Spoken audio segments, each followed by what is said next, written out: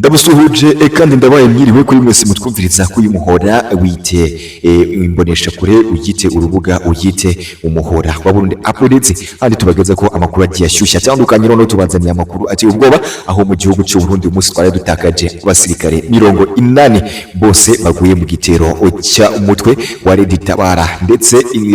tukaba twahuye n'igihombo gikomeye cyane aho uyu mugwe w'abagwanyi ba Red Tabara banyaze igihugu impuzankano cyangwa se impuzu za gisirikare n'inkongo zitandukanye ndetse hakaba hatagaje ubuzima bwinshi bw'abasirikare bacungira umutekano nga mu gihugu.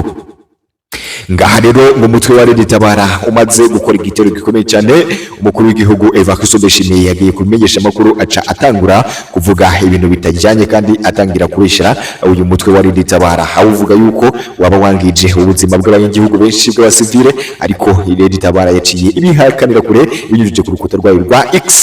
Umutwe wa Red Tabara urwanya leta y'u Burundi wikomye President Ndayishimiye Evariste wayishinjije kwica abaturage mu gitero cyo mu Gatumba. Iki gitero mwabizi cyabereye nga mu Gatumba ndetse uyu mutwe wo ukavuga yuko muri ico gitero haguye abasirikari gusa bo mu CNDD-FDD cyangwa se SCAM. Naho mu itangazo wasoye uyu mutwe wa Red Tabara kuri uyu wa gatandatu ndetse no wa gatanu naho leta y'u Burundi wavuze yuko tubabwira ko uyu mugwi w'abarwanyi ba Red Tabara bace bakimara kumviriza aya majambo umukuru w'igihugu Evariste Ndayishimiye yaciye havuga umutwe wa Red Tabara cyangwa se umugwanyi wa Red Tabara waciye urashyira itangazo hanze. Ni mu itangazo wasohoye kuri uyu wa gatandatu utariki ya 27/28 muri uku kwezi kwa gatandatu 2025 Red Tabara ivuga ko mu kiganiro n'abamenyesha makuru Perezida Ndayishimiye Evariste yagiranye n'iki kimenyesha makuru cyangwa ibimenyesha makuru Ndayishimiye yashinje umutwe wa Red Tabara kwica abasivile mu gitero cyo muri Vugizo cyangwa se zone ya Gatumba ko ari ibinyoma ahubwo bishwe n'abasirikari b'abarundi ndetse akaba avuga yuko ari ibindi biteye ubwoba cyane. Red Tabara ishingiye ku itangazo cyangwa se ku itangazo yanyujije ku rubuga rwa X cyangwa se rwahoze ari Twitter risaba ko hakorwa iperereza ryimbitse kugira ngo hamenyekane uwagize uruhare mu kwica abasivile. Uti inyamara cyangwa se uti mu by'ukuri ubuyobozi bw'u Burundi ataco bwigeze gusubiza yewe na Perezida Ndayishimiye na ataco yigeze abivuga ko mu kiganiro ni imenyesha makuru byatambutse. Red Tabara ivuga ko hakongera kubaho iperereza ryigenga kandi ritohoza ndetse kandi hakifashishwa ubuhamya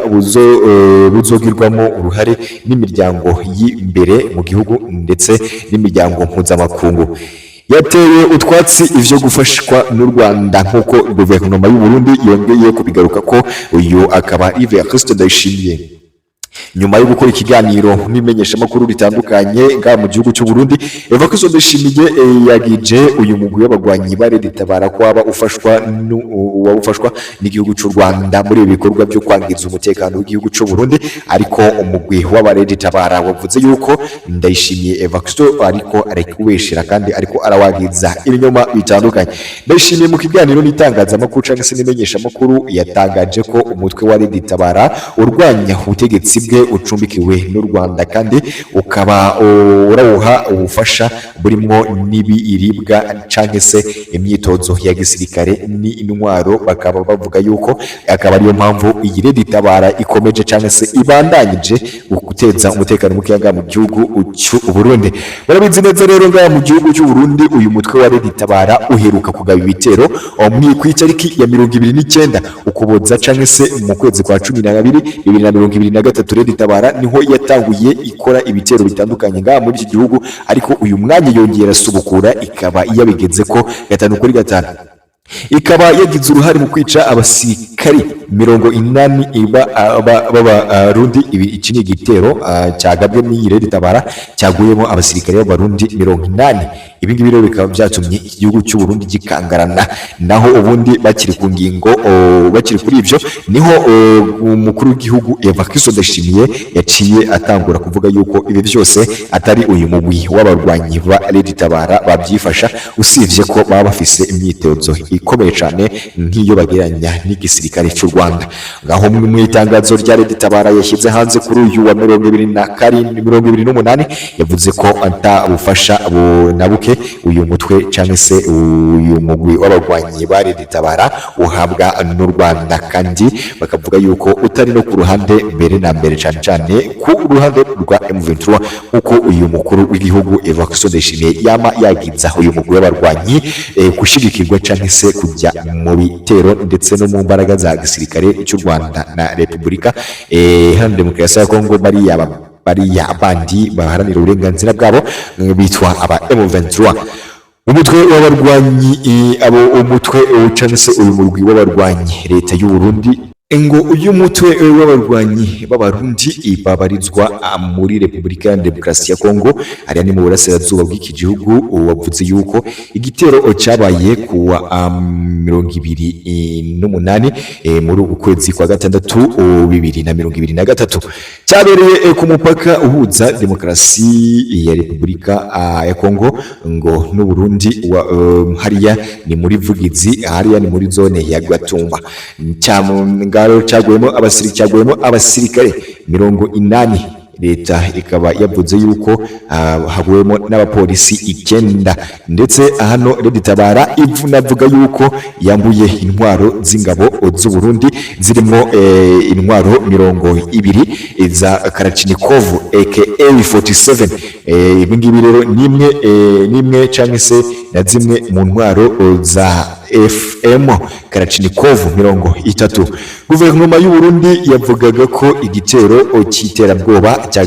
cyaguyemo abasirikari cyangwa se abanyagihugu ngo 20, abandi 9 bagakomereka bikozwe n'uyu mugwi w'abarwanyi ba Red Tabara.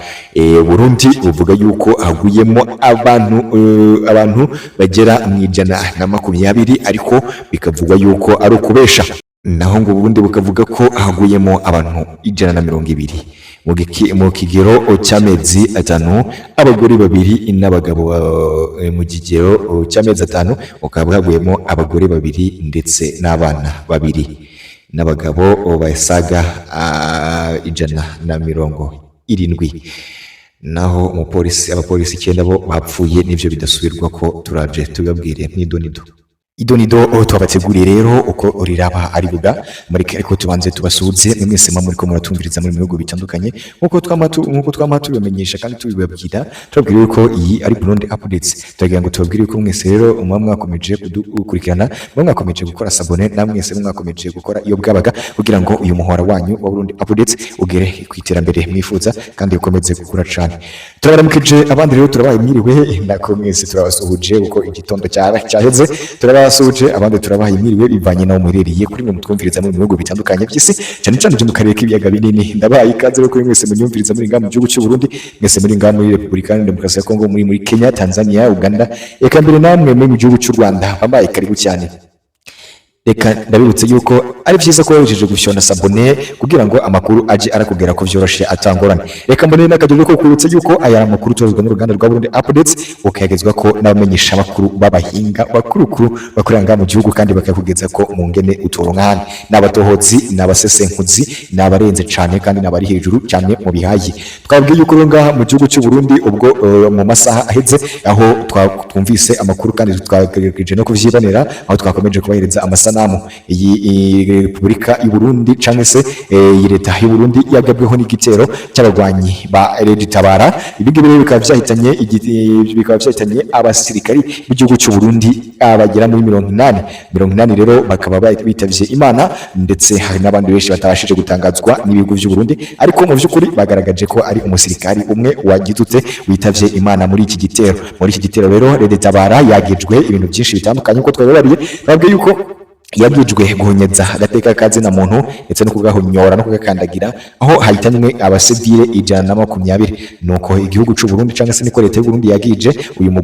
mutwe w'abagwanyi bare ditabara ariko mu itangazo uyu mugwi w'abare ditabara washize ko hanze wavuze yuko ata umusivile numwe waciye uhaburiye ubuzima ahubwo ari abasirikari bahaburiye ubuzima ibindi rero bikaba byagarutswe ko nimenyesha ko bitandukanye aho hashizwe ahagaragara ibintu bijyanye n'intwaro cyangwa se ibintu bijyanye n'ibigwanisho ditabara yambuye abasirikari b'abanyagihugu cy'u Burundi kandi bakaba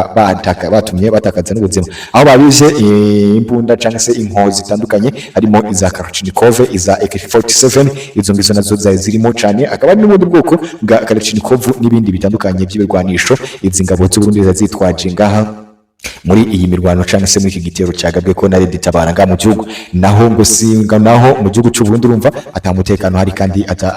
ni igisubizo gihari cyo kuba uyu mutekano wabandanya kugaruka kandi mukomeze mu kucyanya mu kugira ngo yabahereze izo za inshyake mureke dukomeze mwese twamari ko muratwumviriza ntabwo nibagiye gusuhuza abanyagihugu mwese muri kutwumviriza muri mu turere dutandukanye no mu ntara zitandukanye mu bitumba mu makomine mu ducimbi kandi hatandukanye sinibagiye mwese muri mu ntara zitandukanye rero Cibitoke namwe mwese mwa muri kutwumviriza muri mu Cibitoke tubasoza kandi tatubaye karibu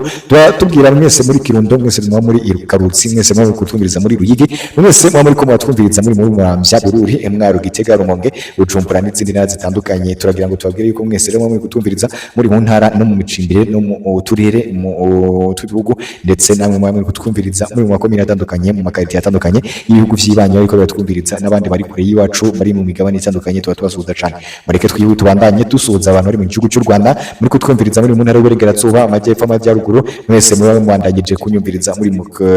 mu gisagara ca Kigali mwese muri kunyumviriza muri mu gihugu cy'u Rwanda muri rusange mbahaye karibu kandi ndabasuhuza cyane turabashimira ko mukomeza gufyona sabone kugira ngo amakuru yanyu ajya akomeza kubagera ko 5 kuri 5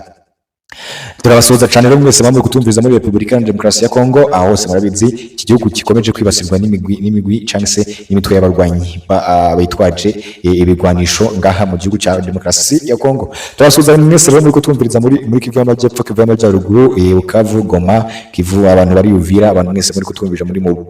Lubumbashi turabasuhuza cyane tubataye karibu rero mwese muri kutumviriza muri Kenya Nairobi mwese muri kutumviriza muri Kampala Uganda mwese muri kutumviriza Dar es Salaam Tanzania mwese muri kutwumviriza muri bihugu bitandukanye eka mbere namwe muri Congo Brazzaville turabasuhuza cyane kandi turababwira yuko mwese muri kutwumviriza muri Amerika mu migabane itandukanye y'Iburaya mwese muri kutwumviriza muri Asia mwese muri kutwumviriza muri Aziania turabasuhuza kandi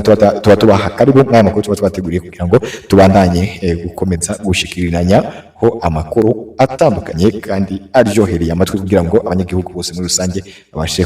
kumviriza no kumenya ibijya mbere nga mu gihugu naho rero mureke tubanze tubwire yuko mwiri dondo twabateguriye tugiye kunyarutsa cyane tubandanya tubabwira yuko nga mu gihugu cy'u Burundi igitero cyaba gikozwe n'umugwi w'abagwanyi bare ditabara ngaha byari bikomeye cyane kandi ntabwo byari byoroshye ari kwigenekerezo rya 28 ku isaha zitambutse kandi ziheze aho twabonye amakuru yihuta cyane aturutse muri guverinoma cyangwa se mu bavugizi b'igisodanga mu gihugu cy'u Burundi aho byakomeje kugaragara yuko bavuze yuko itangaza ni publique de la Burundi gouvernement ibingibi rero ni byatumye iki gihugu gikomeza kujya aharindimuka kandi byakomeje kujya mu kaga cyane ko ibindi byose bitari bibyoroshe ariko hano ho birakabije cyane ngaho rero mwaya makuru twabateguriye turabwira yuko iyi ditabara imaze gukora ibi bitero bijyanye no guturitsa cyangwa se no kurwanya abasoda b'igihugu cy'u Burundi bakomeje kubitangaza babishyize mu itangazo aho bakomeje kugaragaza amasanamu y'intwaro bambuye abagwanyi b'igihugu cy'u Burundi abagwanyi b'igihugu cy'u Burundi rero baciye bamburwa inkozi zitandukanye aho aka kanya perezida Evariste Ndayishimiye ariko yifatira ku gahanga avuga yuko ibi byose ditabara ibikorenga mu gihugu cy'u Burundi itaba yabyigejeje ko ahubwo iba yafatanyije cyangwa se yatewe imbaraga ngo n'igihugu cy'u Rwanda ariko ibi ngibi rero ditabara yaciye ibitera utwatsi ikavuga yuko ibi byose ataho bihuriye n'igihugu cy'u Rwanda kandi atanaho bihuriye na M23 ibi byose rero byatumye uyu mukuru w'igihugu Evariste Ndayishimiye asubira kumenyesha amakuru avuga yuko iki gihugu cyangwa se uyu mugwi wa ditabara ari intandaro cyangwa se ari urwiyinzo rw'igihugu cy'u Rwanda akomeza kugwageza yuko ari rwo rukomeje cyane gushaka cyangwa se kugerageza gutera igihugu cy'u Burundi inyuze muri Republika Iharanira Demokarasi ya Kongo akaba yabwiye ibimenyesha amakuru bitandukanye bikorera mu bihugu byo kwisi no mu gihugu no mu turere tw'ibiyaga binini yakomeje kubabwira yuko ivyo byose uko babigenza kose kandi uko byaca aho byaca kose ntabwo igihugu c'u Burundi canke se ic'u Rwanda kizigera kironka amahoro canke se amahirwe yo kuba cyakomeza gukabiriza no kubuza igihugu c'u Burundi umutekano. Yavuze yuko rero ivyo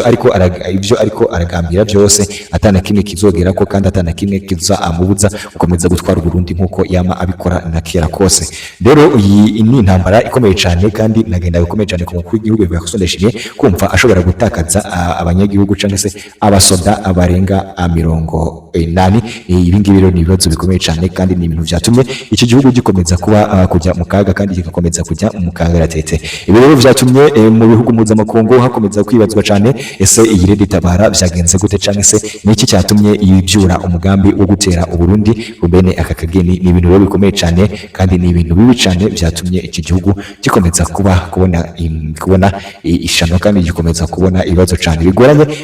muri iyi minsi. Ni ibintu bikomeye. Twebwe yuko rero nga mu gihugu cy'u Burundi iyi Red Tabara imaze kuba yagaba igitero byakomeje kuba rwasereri kandi byatumye iki gihugu kirushaho kubabara kandi kikabazwa n'ukuntu baba bagiteye batagiteguje. Akaba avuga yuko nyuma yo kugira ngo uyu mugwi w'abagwanyi uzaranduke burundu ari uko byakomera kuba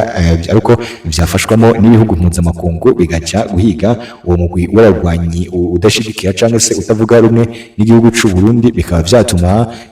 amahoro agaruka nga mu gihugu kandi bikaba byatuma ibibazo byose bigabanuka 5-5. Naho mu gihugu cy'u Burundi bikomeje gucyo ngo byazagaragaza cyangwa se byazarangira iki gihugu kigiye aharindimuka. Ibi ngibi rero ni nyuma yuko uyu mugwi w'abarwanyi ba Red Tabara bagiye mu ishamba mu burasirazuba bwa Repubulika ya Demokarasi ya Kongo bagizwa kuba bahonya uburenganzira cyangwa se agati kazina muntu. Ibi nivyo byatumye uyu mugwi w'abarwanyi ba Red Tabara bakomeza kwifatira ku gahanga kandi bakomeza gutuma uyu mugwi w'iki gihugu cyangwa se umugwi wa SNDD-FDD ukomeza guhangayikishwa n'ivyo ngibyo. Mu gihugu cy'u Burundi rero nyuma yo kumvwa cyangwa se nyuma yo kugaragazwa ko n'ico kintu cyangwa se n'ico gitero vyatumye umukuru w'igihugu yakosondeshimiye ayandika ku rukuta rwe kandi akajya imbere y'ibimenyesha makuru yizeza cyangwa se amenyesha uyu mugwi wa Red Tabara ivyo uriko urakora baraje bavyishyurira mu minsi mikeyi. Ni nyuma yaho hashoboye kuba hagaragaye indege y'igihugu cy'u Burundi y'intambara yaciye iraswa. Nyuma yo kuraswa n'uyu mugwi wa Red Tabara mu Burundi bukaba bwaracitse igikuba. Nyuma y'ivyo abagwanyi ba Red Tabara babonye batovyihanganira ubwo bavuga yuko bagomba gukora ibishoboka byose ahubwo bakaza mu gihugu. Nyuma yo kuhagera baciye bakora ibintu bitaho cyane, nibwo bateye ibiturika ngaha muri izi quartier ariko hari ku bigo vya gisirikare. Ibigo vya gisirikare rero abenshi bari barimo mu nkambi, abandi bagwanye bikomeye cyane, ariko vyarangiye abarundi bamubonye uyu mugwi wa Red Tabara uzanye ubukana buhambaye cyane kandi uzanye imbaraga zihambaye cyane, bituma uyu mugwi wa Red Tabara ukora ibishoboka byose ukajya uko bishobora byose kugira ngo uyu mugwano iwutsinde. Ariko ntabwo vyatinze, byarangiye abanyagihugu cyangwa se abasoda b'abarundi batanguye guhunga, abandi batangura kugira ubwoba bavuga yuko noneho uyu mugwi ibiwuzanye cyangwa se impamvu je ntabwo yoroshe, ahubwo barushaho kugira ubwoba barihuta cyane. Ibi rero vyatumye mu gihugu tutakaza abanyagihugu b'abasirikari barenga 80, abandi baciye barangirika. Guverinoma y'u Burundi ariko yo yakomeje itangariza imiryango mpuzamakungu ivuga yuko uyu mugwi wa Red Tabara wakoze ishano kandi ugatuma haboneka abanyagihugu bagiye bangirikira muri uyu mirwano. Avuze yuko ari abasivile bagera mu 120 bahangirikiye. Ariko mu itangazo umugwi wa Red Tabara wabishyize ahabona ku mbuga nkoranyambaga n'izindi zikoranye ubuhinga bwinshi cyane n'indi imihora n'izindi mbonesha kure byagiye bigaragarwa ko uyu mugwi wa Red Tabara mu masanamu no mu mafoto wagaragaje byagaragaye ko nta musivile n'umwe watakarije ubuzima kandi akaba hari n'ibikoresho bitandukanye uyu mugwi wa Red Tabara wambuye ingabo z'igihugu. Ibi rero vyatumye ingabo z'igihugu zikomeza gutakaza agaciro ndetse n'ubudahangarwa kandi no gukomera byari bifite ngaha mu gihugu, nyuma yaho indege yabo bayirashe bakabura uko bikontorora kugira ngo bayirinde uyu mugwi wa Red Tabara uri mu mashyamba mu burasirazuba bwa Repubulika ya Demokarasi ya Kongo. Ibyo ngibyo byose rero nibyo